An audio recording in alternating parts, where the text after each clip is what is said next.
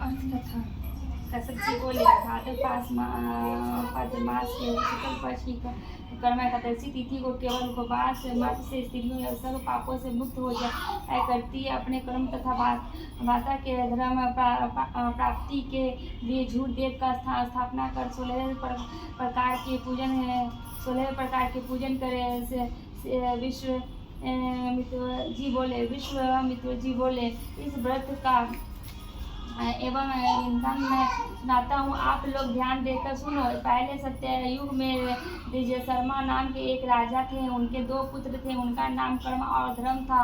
कुछ समय बीतने के बाद शर्मा स्वर्ग को प्राप्त किए और कर्म धर्म दोनों भाई घर का कार्य देखने लगे। धर्म की स्त्री सुंदर स्वभाव वाली तथा पतिव्रत धर्म का भली भांति पालन करने वाली थी और कर्म की स्त्री कर्कशा तथा नृत्य प्रति झगड़ा करने वाली थी। धर्म की स्त्री प्रत्येक वर्ष कर्म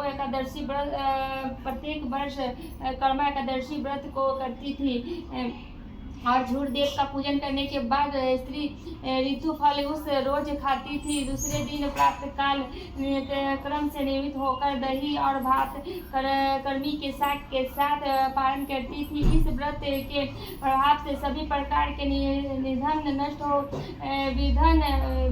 नष्ट हो जाते हैं और मृत्युलोक में सुख को भोग कर अंत में स्वर्ग की प्राप्त होती है। कर्म की कर्कशा स्त्री कभी भी व्रत नहीं करती थी और सदा भात बनाकर मार भात का रस खराब जगह पे फेंक देती थी। इस कुकर्म से उसके कर्म गृह छोड़कर भाग गए। अंत राजा भी अपने कर्म को ढूंढने के लिए जंगल की स्थान कर गए। रास्ते में राजा अपने एक मित्र के यहाँ कुछ समय के लिए ठहर गए, किंतु वहाँ भी उनकी विपत्तियाँ पहुँच गई। चोरों ने उनके मित्र का भी धन अपहरण कर लिया। राजा वहाँ से भी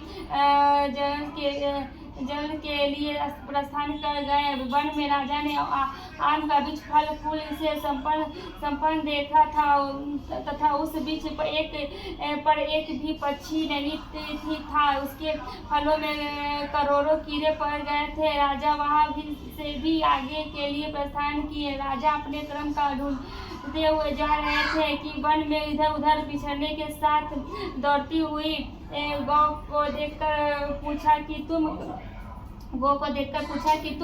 कर्म को जानती हो?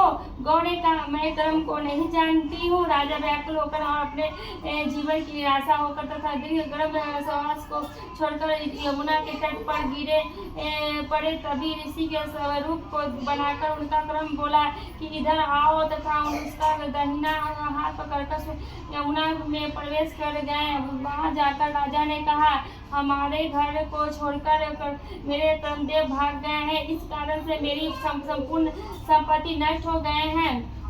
यह सुनकर कर्मदेव राजा से बोले कि तुम घर जाकर भक्ति के साथ कर्म एकादशी का व्रत करो। इस व्रत के प्रभाव से पापों को छूटकर तुम उत्तम सिद्धि को प्राप्त करोगे। पुत्र पौत्र के साथ तुम्हारे सभी मनोरथ पूर्ण होंगे।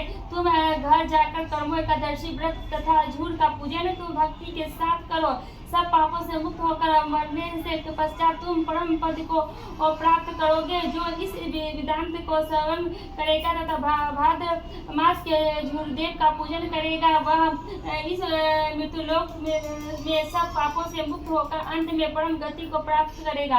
राजा ने ऋषि से पूछा, हे प्रभु, मैंने वन में जो गाय और वृक्ष देखा वह वृक्ष कौन था और वह गाय कौन थी? ऋषि बोले, हे राजन, वह वृक्ष दूसरे जन्म का विद्वान पंडित था, किंतु शास्त्रों में निपुण होकर भी विद्यार्थी को विद्या दान नहीं करता था। इस कारण से वह वृक्ष हुआ। जो गौ और बछड़ा तूने देखा है वह पृथ्वी है। उसने पहले किसानों के बीच को चुराया था, इसी कारण से उसका बछड़ा उसका दूध नहीं पीता था। यह कहकर कर्मदेव अंतर्ध्यान हो गए। राजा ने भी घर आकर कर्मा एकादशी का व्रत करना प्रारंभ कर दिया।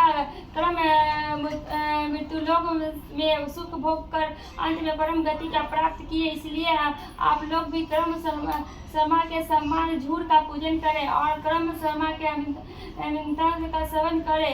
हे यह सब बातों में उत्तम व्रत मैंने आपको सुनाया। इस व्रत को करने से मनुष्य पापों से छूट जाते हैं। एकादशी व्रत कथा संपूर्ण है।